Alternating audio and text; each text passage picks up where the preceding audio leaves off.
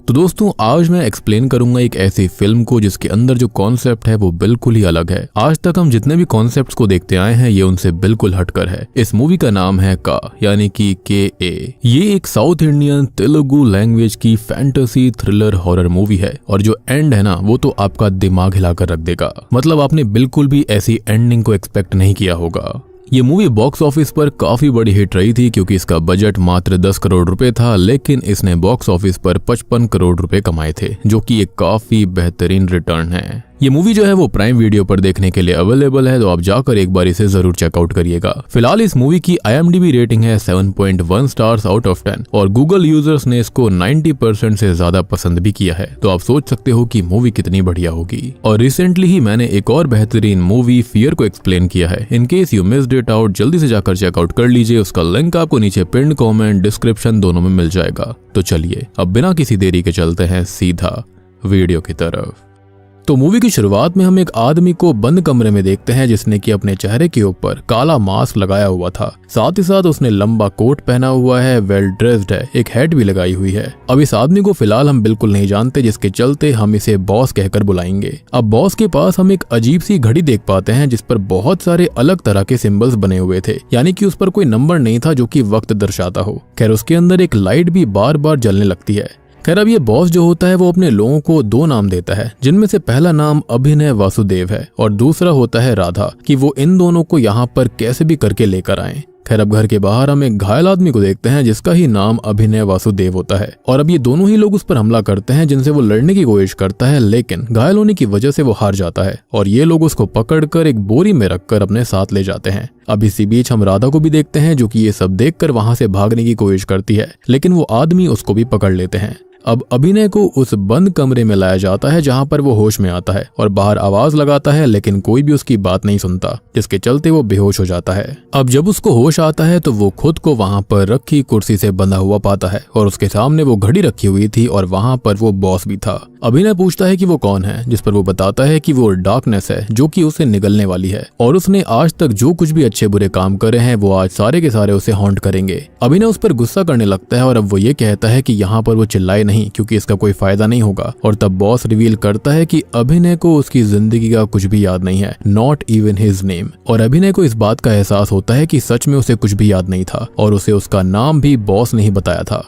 वो आगे कहता है कि ये रूम एक हाईली कॉन्फिडेंशियल इंटेरोगेशन सेल है और वो खुद एक सीनियर ऑफिसर है जो कि अभिनय से कुछ सवाल करेगा, कुछ इन्फॉर्मेशन लेगा और जब उसे उसके मतलब की सारी जानकारी मिल जाएगी तब वो उसको जाने देगा। अभिनय कहता है कि जब उसे कुछ याद ही नहीं है तो वो उसको बताएगा क्या। तो वो रिवील करता है कि ये सामने रखी घड़ी कोई आम घड़ी नहीं है बल्कि एक एडवांस हिप्नोटिज्म डिवाइस है जो कि अभिनय के सबकॉन्शियस माइंड को एक्टिव करेगी और बॉस की कमांड पर ही वो चलेगा। और यहाँ पर बॉस उससे कुछ सवाल जवाब करेगा, वो कुछ हादसों के बारे में उसको याद दिलवाएगा जिसकी जानकारी अभिनय को उसे देनी पड़ेगी। सिंपल भाषा में कहा जाए तो अभिनय अभी ब्लैंक है और उसको कुछ भी याद नहीं है और बॉस उसे उस डिवाइस से हिप्नोटाइज करेगा और किसी भी एक मोमेंट, दिन, हादसे और टाइम के बारे में पूछेगा तो अभिनय उसी एक पर्टिकुलर मोमेंट को रिकॉल करके उसे उसके बारे में सारी जानकारी देगा। मतलब उसकी इतनी ही मेमोरी टेम्परेरी समय के लिए आ जाएगी। खैर इसकी एक झलक भी हम देखते हैं जहां पर बॉस डिवाइस को एक्टिव करके उसे हिप्नोटाइज करता है, जिसके बाद में वो उससे पूछता है कि 22 अप्रैल 1979 में उसने अवीज शेख का एक लेटर पढ़ा था तो उसमें क्या था। और अब अभिनय का सबकॉन्शियस माइंड उसे उस पर्टिकुलर मोमेंट की याद दिलवाता है और हम उसका वो फ्लैशबैक देखते हैं।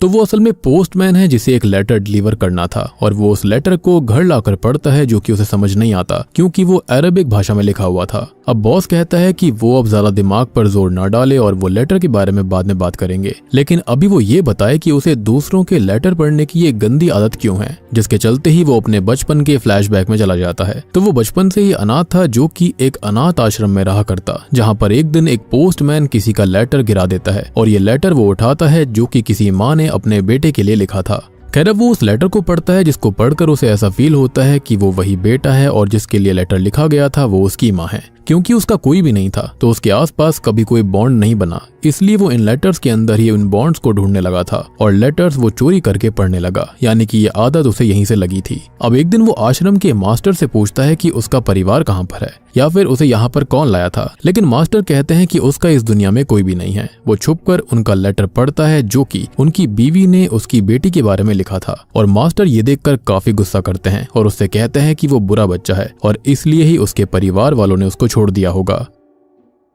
अब अभिनय गुस्से में आकर मास्टर के ड्रॉर में रखे हुए पैसे चुराकर अनाथ आश्रम से भाग जाता है। अब यहाँ पर अभिनय ने ये सब किया ही क्यों, जबकि वो मेरी तरह एक सेकेंडरी इनकम करके दिमाग लगा के आसानी से अर्निंग कर सकता था, लेकिन वो कैसे? तो ये होता बिनोमो ऐप से। जी हाँ, बिनोमो असल में एक बेहतरीन, सेफ और इजी ट्रेडिंग प्लेटफॉर्म है जहाँ पर आप ट्रेडिंग करके डेली इनकम अर्न कर सकते हो। तो आपको सबसे पहले तो डिस्क्रिप्शन में दिए गए लिंक से बिनोमो ऐप को डाउनलोड करना होगा और अगर स्क्रीन पर दिख रहे मेरे प्रोमो कोड का इस्तेमाल करोगे ना तो आपको पूरे 2x यानी कि डबल बेनिफिट्स मिलेंगे। लेकिन चलो पहले मैं आपको इस ऐप का ट्रेडिंग इंटरफेस दिखा देता हूँ जो कि काफी सिंपल सा है। यहाँ पर आप देखेंगे तो आपको दिखाई देगा एक ग्राफ जो कि ऊपर नीचे जाता है और आपको यही प्रेडिक्ट करना होगा कि ग्राफ कहाँ पर जाएगा जिससे कि आप प्रॉफिट अर्न कर सकते हैं। लेकिन इसका एक और इजी तरीका है जिसके बारे में मैं आज बात करूंगा जो कि है सिग्नल। तो सिग्नल आपको ये बताएगा कि ग्राफ कब ऊपर जाएगा या फिर नीचे। तो देखो, सिग्नल बता रहा है कि ग्राफ यहाँ पर नीचे जाने वाला है। अब जो यहाँ पर सिग्नल हमको बता रहा है हम उसी पर सेलेक्ट करके ट्रेडिंग करेंगे और देखो कुछ ही सेकंड्स इंतजार करने के बाद में हमने अर्न कर लिया है ना कमाल का। लेकिन इससे भी अच्छा और आसान है बिनोमो का विड्रॉल प्रोसेस। बस एक क्लिक करने पर पैसा सीधा आपके अकाउंट में आ जाएगा, जो कि बहुत ही अच्छी बात है। तो मजा आया ना दोस्तों? तो जल्दी से जाकर डिस्क्रिप्शन से बिनोमो ऐप को डाउनलोड करो, मेरा प्रोमो कोड इस्तेमाल करो जो कि स्क्रीन पर दिख रहा होगा एक्स्ट्रा बेनिफिट्स के लिए। और हाँ, यहाँ पर एक टूर्नामेंट भी चल रहा है और अगर इस टूर्नामेंट के अंदर आप पार्टिसिपेट करते हैं तो आप जीत सकते हैं मर्सिडीज जैसे प्राइजेस। तो इंतजार किस बात का है, trade now. Anyways present time में बॉस कहता है कि अभिनय ने चोरी करी जो कि एक पाप था और वो पैसे असल में मास्टर की बेटी के ऑपरेशन के लिए थे जो कि बाद में पैसों की तंगी की वजह से खत्म हो गई। मतलब कि उसकी मौत का जिम्मेदार कोई और नहीं बल्कि अभिनय खुद है। लेकिन अभिनय इस बात पर इनकार करता है। अब बॉस कहता है कि आज के लिए काफी हो चुका है और बाकी चीजें वो अगले दिन करेंगे। खैर अब वो यहाँ से जाने लगता है और अभिनय यहाँ वहाँ घूमकर बाहर आवाज लगाता है, चिल्लाता है और हम उसके साइड वाले कमरे में ही राधा को भी कैद देख पाते हैं। अब अभिनय को कुछ और विजन्स आते हैं। खैर अब तभी अभिनय को कुछ और विजन्स आते हैं जिसके अंदर वो किसी बूढ़ी महिला को देखता है और अब हम इस विजन को पूरा होते देखते हैं जहाँ पर उन बूढ़ी महिला के साथ डॉक्टर भी थी और बताती है कि एक लेडी ने खुद को खत्म करने की कोशिश करी है जिससे उस ओल्ड लेडी का बेटा बहुत परेशान है और काफी बीमार हो चुका है और ये बेटा कोई और नहीं बल्कि मास्टर खुद है। अब मास्टर की दूसरी बेटी भी बड़ी हो गई है जो कि फिलहाल प्रेग्नेंट है। एनीवेज अब मूवी वापस से प्रेजेंट टाइम में आती है जहां पर बॉस अभिनय को जगाने आता है और अभिनय उससे पूछता है कि वो ओल्ड लेडी कौन थी जिसे उसने अपने विजन्स के अंदर देखा था और वो उससे काफी अथॉरिटी से बात कर रही थी, मींस उसका उस पे हक था। जिस पर बॉस कहता है कि यहाँ पर वो उसके सवाल के जवाब देने नहीं बैठा है और वैसे भी वो बिना बंधन के जीवन जीता है तो अब वो बंधनों को क्यों ढूंढ रहा है। खैर अब बॉस ये पूछता है कि आखिर अभिनय कृष्णागिरी क्यों आया था और तभी वो डिवाइस एक्टिवेट हो जाती है और अभिनय बताना शुरू करता है और हम एक फ्लैशबैक को देखते हैं। तो आश्रम से भागने के बाद वो काफी समय तक यहाँ वहाँ घूमा, छोटे मोटे काम करे, पैसे कमाए, लेकिन उसके लेटर्स रीड करने की गंदी आदत कभी नहीं छूटी। तो उसे हमेशा से ही एक पोस्टमैन बनना था और आगे वो सुब्बू नाम के एक आदमी से मिला जो कि खुद भी पोस्ट ऑफिस में काम करता था और उसने उसकी नौकरी लगवाने के लिए उसको बोला जिसके लिए कृष्णागिरी वो आया था।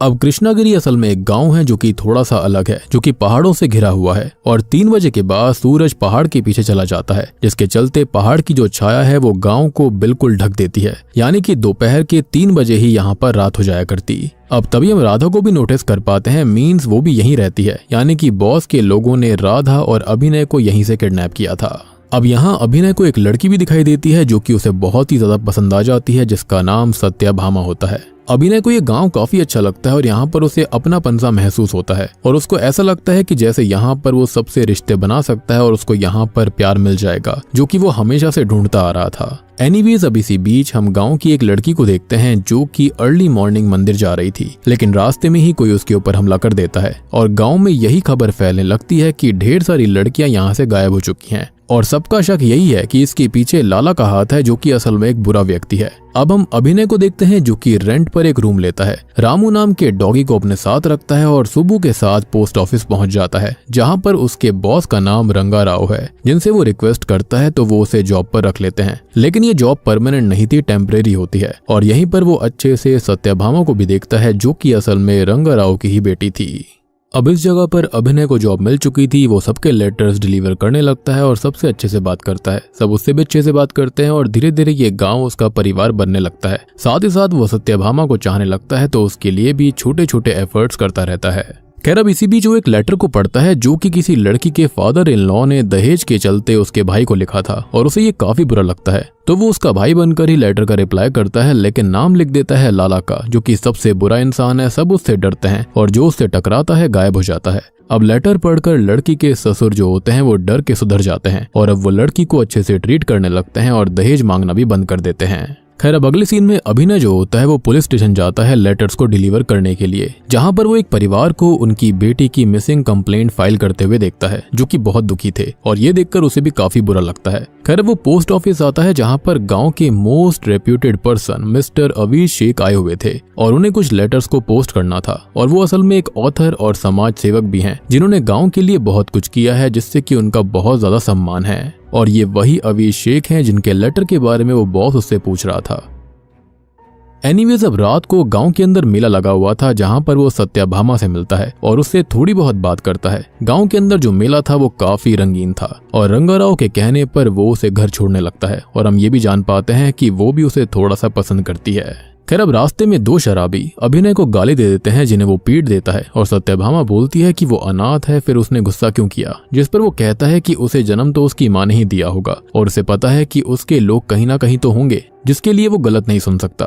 अब इसी बीच सुब्बू वहां पर आता है, जो कि उस पर काफी गुस्सा करता है कि असल में ये लोग लाला के लोग थे, जो कि अभिनय के पास वापस जरूर आएंगे। Now coming back to the present time, boss Abhinay से कहता है कि अभी के लिए इतना काफी है और अब वो बाद में आएगा। खैर अब वो यहाँ से चला जाता है और अभिनय फिर से यहाँ से निकलने के लिए चिल्लाने लगता है। वो दीवार पर सारे नाम लिखता है जो उसे याद आए थे, जैसे कि मास्टर, रंगा, सुब्बू, सत्यभामा, रामू और लाला, जहाँ पर उसका मानना है कि लाला और उसके बीच कुछ तो हुआ था, इस वजह से वो यहाँ पर है और उसे इन सब से मिलना होगा ये जानने के लिए कि आखिरकार हुआ क्या था और उसकी मेमोरी वापस क्यों नहीं आ रही है। खैर अब तभी साइड वाले रूम से राधा उसको आवाज लगाती है। वो उससे बात करता है और पूछता है कि उसका रूम कैसा है। तो वो रूम के बारे में डिस्क्राइब करती है कि यहाँ पर एक टेबल है, 2 चेयर हैं। टेबल पर एक अजीब सी घड़ी भी रखी हुई है, यानी कि सेम अभिनय के रूम जैसा। वो आगे बताती है कि यहाँ पर कोई आता नहीं है, बस आवाज आती है जो कि उससे कुछ सवाल करती है और वो भी अपना सब कुछ भूल चुकी है, जो कि धीरे धीरे पास्ट मेमोरीज ट्रिगर कर रही है, यानी कि इस घड़ी की हेल्प से।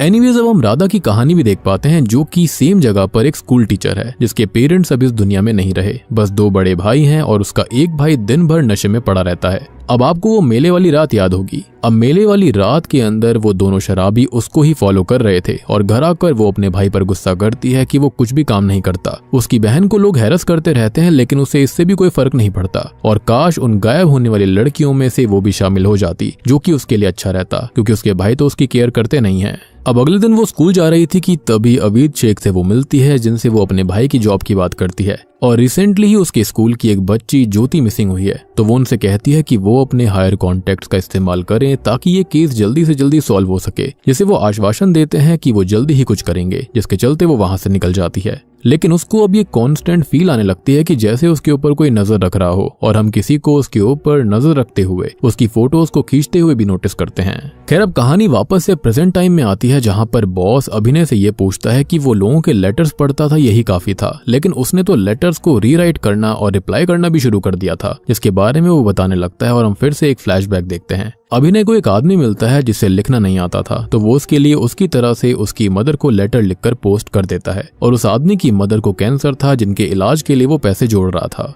खैर अब वो सुब्बू से मिलता है, जो कि काफी परेशान था और कहता है कि गांव में एक खाली घर है जहां पर कोई भी नहीं रहता, लेकिन वहां पर हमेशा एक लेटर आता है जो कि कौन किसके लिए भेजता है उसे भी नहीं पता और वो उसे डिलीवर करते करते थक चुका है, क्योंकि जब वहां पर कोई रहता ही नहीं है तो लेटर भेजने का मतलब क्या है। खैर अभिनय अब उससे वो लेटर ले लेता है और खुद ही उसको डिलीवर करने जाने लगता है, लेकिन उससे पहले वो उसको पढ़ता है जिस पर लिखा था नॉर्थ स्ट्रीट 4th हाउस। अब वो लेटर डिलीवर करके रात तक वहीं इंतजार करता है कि वहां पर कोई तो आएगा, लेकिन वहां पर कोई नहीं आता। खैर अब वो ऐसे ही लेटर डिलीवर करते हुए एक ओल्ड आदमी से कैजुअली ऐसे ही पूछ लेता है कि बाबा नॉर्थ स्ट्रीट कौन सी है। तो वो बताते हैं कि पोस्ट ऑफिस जिस लाइन में है वही नॉर्थ स्ट्रीट है। अब वो वहां पर जाकर गिनता है तो 4th नंबर पर पोस्ट ऑफिस ही था, मतलब कि सत्यभामा का घर। अब वो अंदर जाता है और अभी वो गांव की फॉर्च्यून टेलर से बात कर रही थी और वो अपनी लव लाइफ के बारे में पूछती है क्योंकि वो भी अभिनय को चाहती है। लेकिन फॉर्च्यून टेलर उसको बताती है कि उसका प्यार अधूरा रह जाएगा, लेकिन अगर वो एक रेमेडी करे तो सब कुछ ठीक हो सकता है, यानी कि एक उपाय करेगी। तो उपाय ये है कि वो सुबह 5 बजे जंगल में बने हुए मंदिर जाकर वहां पर पौंड के अंदर 3 डुबकी लगाए और प्रार्थना करे तो उससे सब कुछ सही हो जाएगा। अब अभिनय ये सुनकर काफी खुश हो जाता है और वापस घर आता है। वो सोने लगता है, लेकिन तभी उसको एहसास होता है कि सत्यभामा खतरे में है। वो तुरंत ही सुबह मंदिर जाता है जहां पर 4 गीले सूट वाले लोग सत्यभामा को किडनैप करने की कोशिश कर रहे थे, लेकिन अभिनय मौका रहते उसको बचा लेता है और वो चारों वहां से भाग जाते हैं। अब वो सत्यभामा से कहता है कि उन्हें पुलिस स्टेशन जाना होगा, लेकिन वो ये बोलती है कि वो शादीशुदा नहीं है और ऐसे कई सवाल खड़े होंगे कि वो यहाँ पर क्या कर रहा था और लोग अलग अलग बातें बनाएंगे, तो ये मैटर यहीं पर रहने देते हैं। अब अभिनय उसकी बात मान लेता है, लेकिन उसको ये समझ आ चुका था कि गांव के अंदर लड़कियां मिसिंग कैसे हो रही थीं। वो पुलिस स्टेशन को लेटर लिखता है कि इसके पीछे कहीं ना कहीं उसी फॉर्च्यून टेलर का हाथ है और पुलिस उसको किडनैप भी करती है, लेकिन उसे ये नहीं पता था कि ये करवा कौन रहा था। खैर अब सभी लोग लाला को गुनहगार मान रहे थे, तो वो लाला के लेटर को ओपन करता है जिसमें लिखा हुआ था कि लाला ने जो माल भेजा है उसकी पेमेंट उसे आज इस जगह से कलेक्ट करनी है और उसका ये कोड रहेगा। अभिनय सेम दूसरा लेटर लिखकर लाला को भेज देता है और खुद उस स्पॉट पर जाकर इंतजार करता है। खैर अब एक कार वहां पर आती है जिसको वो कोड बता देता है और तभी कार के अंदर से पैसों से भरा हुआ बैग बाहर आता है। वो उस बैग को घर ले जाता है और छुपा लेता है, ये सोचते हुए कि इन पैसों के लिए कोई ना कोई हरकत जरूर होगी। खैर अब कहानी प्रेजेंट टाइम में वापस आती है। बॉस उससे कहता है कि उसे ये नहीं करना चाहिए था और वो पैसे उस दिन उसी आदमी को कलेक्ट करने थे, और जब उसने पैसे नहीं दिए तो लाला को लगा कि उसने अपनी माँ के इलाज के लिए वो पैसे चुराए हैं और उसने उसको खत्म कर दिया, यानी कि उसकी वजह से दूसरी जान चली गई। खैर अब बॉस आगे ये कहता है कि अभिनय एक जान के लिए तो दोषी है ही साथ उसने एक जान खुद भी ली है और आज के लिए इतना काफी है। ऐसा बोलकर बॉस वहां से चला जाता है। अब अभिनय काफी परेशान हो जाता है कि उसने किसको खत्म किया और वो जो बोल रहा है क्या वो सच है भी या फिर नहीं, और उसे क्या बताना है क्या छुपाना है इस पर उसका कोई कंट्रोल नहीं था। खैर अब उसे राधा आवाज लगाती है और वो थोड़ी बहुत बात करते हैं, जहां पर वो ये बताती है कि यहाँ पर एक खिड़की है जो कि सेम अभिनय के रूम के अंदर भी है। खैर अब वो खिड़की से जंप करके उसके पार देखता है तो ये किसी का घर होता है, और अब वो फिर से जंप करता है तो उसे वहां पर आश्रम के गुरुनाथम मास्टर दिखाई देते हैं। हम मास्टर की बेटी को देखते हैं जो कि अपने पति को लेटर लिख रही थी और वो उससे कहते हैं कि उसका हस्बैंड लेटर्स के रिप्लाई तो देता नहीं है, जिस पर वो ये कहती है कि उसे टाइम ही नहीं मिलता होगा। अब अगले दिन बॉस अभिनय के पास आता है और अभिनय उसे पहले ही कह देता है कि वो उसे बताए कि ये जगह कौन सी है। फिर वो कहता है कि ये गुरुनाथम का घर है, जिस पर बॉस बताता है कि उसने तो ये पहले ही पता लगा लिया है, अच्छा है, और अब वो ये बताए कि वो कौन है। और अब तभी बॉस खुद को अनमास्क करता है, जिसको देखकर अभिनय और हम लोग हिल जाते हैं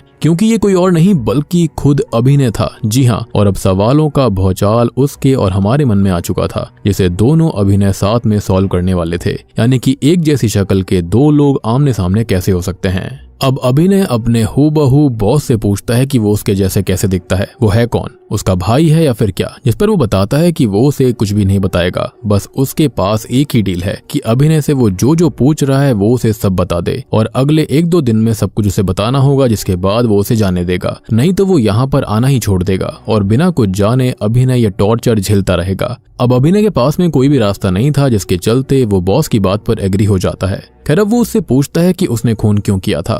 खैर अब इसी बीच हम राधा को देखते हैं जिससे कोई फीमेल वॉइस सवाल कर रही थी।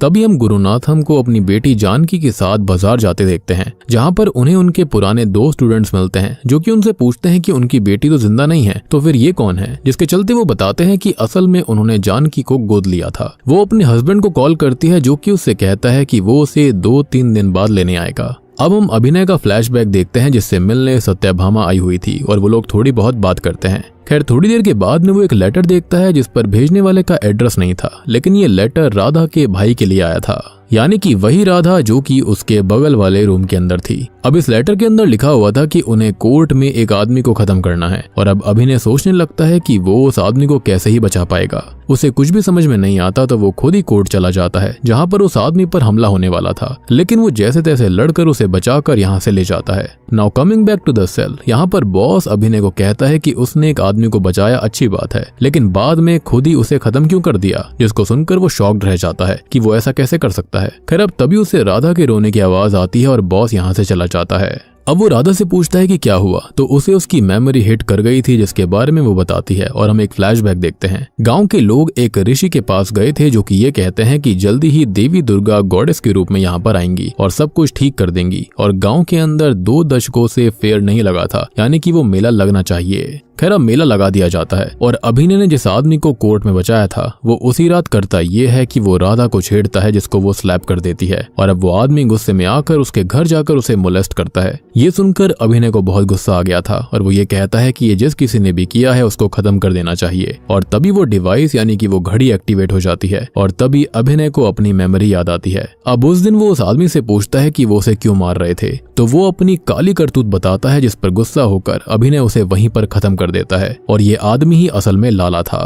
अब प्रेजेंट टाइम में वो बॉस से कहता है कि उसने सही किया था, लेकिन बॉस ने गलत किया, वो राधा को यहाँ पर क्यों लाया, यानी कि राधा को मोलेस्ट करने वाला आदमी कोई और नहीं बल्कि लाला खुद था। एनीवेज अब प्रेजेंट टाइम में अभिनय बॉस से कहता है कि उसने लाला को खत्म करके बिल्कुल सही किया, लेकिन बॉस ने काफी गलत किया है, वो राधा को यहाँ पर क्यों लाया है, जिस पर बॉस कहता है कि वो अभिनय की वजह से राधा को यहाँ पर लाया है। तो अभिनय ये बोलता है कि वो तो राधा को जानता तक नहीं है, कभी उससे मिला भी नहीं है, फिर वो यहाँ पर क्यों है। तो अब बॉस अवीर शेख का नाम लेता है और कहानी फिर से पीछे जाती है। यहाँ पर अभिनय लाला को खत्म कर परेशान था कि वो फंस न जाए, क्योंकि ऐसे सत्यभामा उससे दूर हो जाएगी। अब अभिनय को पता चलता है कि राधा के दोनों भाई जेल चले गए हैं और अब वो अकेली हो चुकी है, जिसको वो ढूंढने लगता है, लेकिन राधा उसे कहीं नहीं मिलती। और उसी वक्त गांव के अंदर एक मेडिकल कैंप लगा हुआ था जहां पर शहर से एक लेडी डॉक्टर सबका फ्री में इलाज करने आई थी, जो कि काफी वियर्ड सी बात है। खैर अब वो एसआई के पास जाता है जहां पर वो लाला के घर से मिले सामान के अंदर अवीज शेख के पेन को नोटिस करके उसके बारे में बताता है। ऐसा ये कहता है कि गर्ल्स का मिसिंग होना और इन सब का आपस में कोई ना कोई कनेक्शन है, और अब कोई भी लेटर आए तो वो पहले एसआई को उसके बारे में जरूर बताए। अब अवीज शेख जो होता है उसके नाम से एक लेटर आया हुआ था, लेकिन वो इसके बारे में एसआई को नहीं बताता और खुद उस लेटर को पढ़ता है, यानी कि उसकी ये गंदी आदत शायद यहाँ पर काम आने वाली थी। और ये वही शुरुआत वाला लेटर है जो कि अरबिक के अंदर लिखा हुआ था। खैर अब वो इस लेटर को डिकोड करने की कोशिश करता है, लेकिन तभी वहां पर रंगाराव आ चुका था और रंगाराव इनडायरेक्टली उसकी इंसल्ट करता है कि वो उसकी बेटी सत्यभामा के लायक नहीं है। अब अभिनय इस बात को सुनकर काफी परेशान हो जाता है और दिन भर घर से बाहर ही रहता है। वो शाम को घर आता है जिसे वो लेटर याद आता है, और अब वो गांव के पीर बाबा के पास जाता है जो कि उस लेटर को डिकोड करके बताते हैं कि आज राधा नाम की लड़की किडनैप होगी। अब अभिनय पुलिस स्टेशन जाता है जहां पर एसआई तो नहीं होता, लेकिन वो पुलिस कांस्टेबल जरूर मौजूद था। वो अवीज शेख के बारे में बताकर उसे उसके घर चला जाता है। अब यहाँ हम देखते हैं कि अवीज शेख ही इन सब के पीछे था, जिसने की राधा को होल्ड करके रखा हुआ था, यानी कि एक अच्छे और भले इंसान के रूप में उसकी असलियत कुछ और ही थी, जिसको वो बेहोश कर देता है। और अब तक अभिनय वहां पर आ चुका था जो कि अवीज शेख से मारपीट करने लगता है, लेकिन तभी वो लेडी डॉक्टर जो कि असल में इस पूरे गेम की मास्टरमाइंड है, वो यहाँ पर अभिनय को स्टैब कर देती है। वो समझ चुकी थी कि अभिनय वही व्यक्ति है जिसने की यहाँ तक का गेम बिगाड़ा था, और असल में ये कांस्टेबल जो है वो उनसे ही मिला हुआ है। अब वो लेडी इस गांव को बहुत टाइम से टारगेट कर रही थी, क्योंकि यहाँ पर हर घर में लड़की है और वो उनको किडनैप करके मुंबई कोलकाता में बेचने का काम करती थी, यानी कि वो फॉर्च्यून टेलर भी इनडायरेक्टली यहाँ पर इसी तरह से मिली हुई थी। वो लड़कियों को किसी बहाने से उस पॉन्ड के पास भेजा करती थी जहां से ही लोग उनको किडनैप कर लिया करते, और फिर अवीज शेख, उसके आदमी और ये लेडी डॉक्टर इन लड़कियों को बेच दिया करते थे। और सबको यही लगता कि लड़कियां कहाँ जा रही हैं। और सबसे बड़ी बात कि जब पुलिस ही इसमें मिली हुई है तो यहाँ पर छानबीन भी कैसे होती। खैर अब ये लेडी डॉक्टर अभिनय को बेहोश करके कांस्टेबल से ये कहती है कि अब वो यहाँ पर अपना धंधा और नहीं चला सकते, तो उनके पास आज की ही रात है और आज यहाँ पर ज्यादा से ज्यादा उनको लड़कियों को उठाना होगा, जिसके बाद वो यहाँ से निकल जाएंगे। लेकिन रात हो रही थी, अचानक से लड़कियां कहाँ मिलती, तो वो आइडिया देती है कि पूरे गाँव को जला दो और जो जो हाथ आए उसको उठा लो। अब ये लोग गाँव के बीचों बीच आते हैं और पूरे गाँव को आग लगा देते हैं। अब वो एक एक करके लड़कियों को किडनैप कर रहे थे और उन्होंने सत्यभामा को भी उठा लिया था। लेकिन तभी होता यह है कि अभिनय को होश आ गया था और वो यहाँ पर आकर उन सबको मारकर उन लड़कियों को बचाता है और अभिषेक को भी खत्म कर देता है। अब यहाँ सब थे, लेकिन वो लेडी डॉक्टर और कांस्टेबल राधा को लेकर चले गए थे और वो उनका पीछा करने लगता है। आगे जाकर डॉक्टर की कार का एक्सीडेंट हो गया था जहाँ पर वो बेहोश हो जाती है। अब अभिनय राधा को लेकर यहाँ से निकल जाता है और कहानी वापस से प्रेजेंट में आती है। बॉस उससे कहता है कि बस यहीं तक उसे जानना था और अब वो जा सकता है, जिस पर वो कहता है कि वो राधा को भी लेकर जाएगा, लेकिन बॉस कहता है कि राधा उसके बाद जाएगी,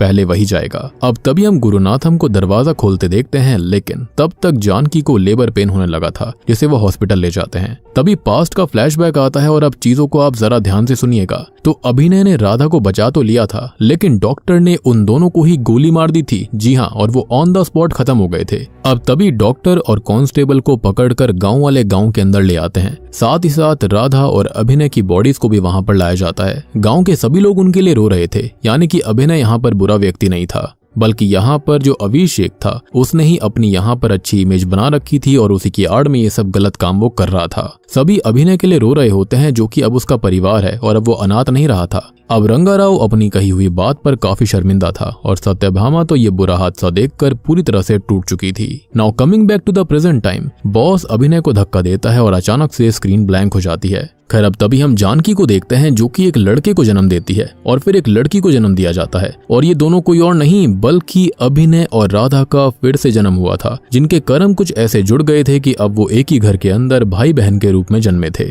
हम बॉस की बात सुन पाते हैं, जो कि अभिनय से कहता है कि उसने अपने सारे कर्म उसको बताए। उसने एक लड़की के लिए जान ले ली, अपनी जान की परवाह भी नहीं करी, और उसके इन्हीं कर्मों की वजह से उसको फिर से जन्म मिला है, यानी कि उसी लड़की के भाई के रूप में। और यहाँ पर एक और शॉकिंग ट्विस्ट हमको देखने के लिए मिलता है कि अभिनय की वजह से ही गुरुनाथम मास्टर ने अपनी बेटी खोई थी और वो उनके ही घर में अब जन्मा है, यानी कि जो उन्होंने लड़की गोद ली थी उसकी ही प्रेगनेंसी की वजह से उसके ही घर में यहाँ पर अभिनय ने और राधा ने जन्म लिया। सबसे बड़ी बात ये थी कि अभिनय पहले से अनाथ था, लेकिन देखो यहाँ पर कैसे सितारे आपस में जुड़ गए थे कि उसको एक परिवार मिल गया, वो भी गुरुनाथम मास्टर का, जिसने उसकी कहीं ना कहीं बेइज्जती भी करी थी। और इस कहानी का सबसे शॉकिंग ट्विस्ट तो अब आपको देखने के लिए मिलेगा। असल में जहाँ पर ये दोनों रह रहे थे वो कोई सेल नहीं था, बल्कि जानकी का गर्भ था। तभी तो उन दोनों को एक जैसी चीज दिख रही थी, और ये जो चीज है वो असल में एज अ मेटाफर सेल के रूप में दिखाया गया। यहाँ पर वो दोनों साथ रहे थे, अपने कर्मों का हिसाब किया और अब जन्म लेकर वो आगे बढ़ चुके हैं, यानी कि उनका पुनर्जन्म हुआ था। वो दीवार पर कुछ लिखते थे ना, तो वो असल में जानकी के गर्भ में कुछ लिख रहे थे, जिसकी वजह से उसे इरिटेशन होती थी, पेन होता था। अभिनय खाना फेंकता तो वो वहां पर बाहर वॉमिट करती थी असल दुनिया में। और हम जानकी के हस्बैंड को भी देखते हैं, जो कि अब यहाँ पर आ चुका है। और आपको रामू डॉग याद होगा, तो वो भी यहाँ पर आकर रहने लगता है, क्योंकि उसने सेंस कर लिया था कि यहाँ पर अभिनय ने फिर से जन्म लिया है, क्योंकि वो भी कहीं ना कहीं अभिनय से जुड़ा हुआ था। अब हम बॉस को देखते हैं, जो कि ये बताते हैं कि वो है का, यानी कि अंतरात्मा, और इंसान अच्छे कर्म करे बुरा कर्म करे कैसे भी कर्म करे, उसे अंत में अपने कर्मों का हिसाब देना ही होता है, और वो इस इंसान को उसके ही रूप में दिखाई देते हैं। जैसे कि अभिनय को उसका ही रूप दिख रहा था और राधा को उसकी ही आवाज आ रही होगी और उसका ही रूप दिख रहा होगा। खैर अभी यहाँ पर कहानी के अंदर मुझे लगता है काफी कुछ बाकी है। क्या अभिनय और राधा को सब कुछ याद रहेगा, या फिर वो बड़े होकर क्या करेंगे, अपना बदला लेंगे या फिर नहीं लेंगे? और आखिर उस डॉक्टर का और कांस्टेबल का क्या हुआ होगा? क्या गाँव वालों ने उनको खत्म कर दिया होगा, या फिर SI ने उनको सजा दी होगी? या फिर यहाँ पर कोई ऐसा हिस्सा है जो कि हमें नहीं दिखाया गया है? क्या अभिनय के पास्ट में कुछ ऐसा था जो कि उसके फ्यूचर को अफेक्ट कर सकता है? तो इन सब सवालों का जवाब हमें का 2 फिल्म के अंदर देखने के लिए मिलेगा, अगर वो कभी आती है तो। और बूम, इसी के साथ में का मूवी यहीं पर खत्म हो जाती है। तो दोस्तों ये थी का फिल्म की कहानी। उम्मीद करता हूँ कि आपको फिल्म पसंद आई होगी, क्योंकि मूवी काफी इंटरेस्टिंग है, कॉन्सेप्ट भी काफी अलग सा है इसका। तो यानी कि अब तक शुरुआत से एंड तक हम मूवी जो देखते आ रहे थे वो असल में अभिनय और राधा के खत्म होने के बाद जो उनकी अंतरात्मा थी वो यहाँ पर हमको दिखाई जा रही थी, कि असल में उन दोनों ने ही यहाँ जानकी के गर्भ में जन्म ले लिया था, और इन दोनों के ही अच्छे कर्मों को देखते हुए इनको फिर से जन्म मिलने वाला था। कहानी काफी सिंपल सी है, लेकिन इसको बनाया ऐसे गया है कि आपको काफी ज्यादा इंटरेस्टेड रखती है एंड तक। अब जो अभिनय था उसके लेटर पढ़ने की आदत की वजह से कहीं ना कहीं वो बहुत सारे लड़कियों को बचा पाया था, नहीं तो एंड में तो पूरे गांव की लड़कियां ही यहाँ पर बेच दी जाती। तो उम्मीद करता हूँ कि आपको पूरी मूवी अच्छे से समझ में आ गई होगी। मैंने आपको स्टार्टिंग में ही सारी डिटेल्स अच्छे से दे दी हैं, लेकिन इन केस अगर आपका फिर भी कोई डाउट है तो आप मुझसे कमेंट सेक्शन में पूछ सकते हैं, मैं आपको उसका जवाब जरूर दूंगा। यहाँ पर आप कर्मा को भी देख सकते हैं कि कैसे कर्मों के फल की वजह से बहुत कुछ चीजें यहाँ पर हो गई थी। जैसे कि अगर मास्टर को देखा जाए तो उसके पैसे चुराकर अभिनय भाग गया था और उसकी वजह से ही उसकी बेटी की जान चली गई थी, जिसके बाद में उसने जानकी को गोद लिया। और जिस मास्टर ने अभिनय को यहाँ पर टॉन्ट मारा था कि उसके माता पिता उसको इसलिए ही छोड़कर चले गए होंगे, तो आप आयरनी देखो कि उसकी जो बेटी थी उसके ही बच्चों के रूप में उसने जन्म लिया था। तो दोस्तों ये थी का फिल्म की कहानी। उम्मीद करता हूँ कि आपको मूवी और एक्सप्लेनेशन अच्छी लगी होगी। मैंने आपको सारी चीजें यहाँ पर ऑलरेडी समझा दी हैं, लेकिन अगर आपका फिर भी कोई डाउट है तो आप मुझसे कमेंट सेक्शन में पूछ सकते हैं। यहाँ पर का मतलब अंतर्मन होता है, यानी कि जो इंसान खुद के ही अंतर्मन को फेस करता है, और उसी के ऊपर बेस्ड ये मूवी है, जहाँ पर हमें कर्मा के साथ साथ और भी काफी सारे जैसे कि रीबर्थ, बर्थ, इन सब चीजों के बारे में भी बताया गया है। तो वीडियो पसंद आई हो तो लाइक कर दीजिए, चैनल के ऊपर नए हो तो सब्सक्राइब कर लेना, और अगर आपने फियर नाम की फिल्म को नहीं देखा है जाकर चेकआउट कर लीजिए, उसका लिंक आपको नीचे डिस्क्रिप्शन पिन कमेंट में मिलेगा। तो मैं आप सबको मिलता हूँ अगली वीडियो के साथ में, तब तक के लिए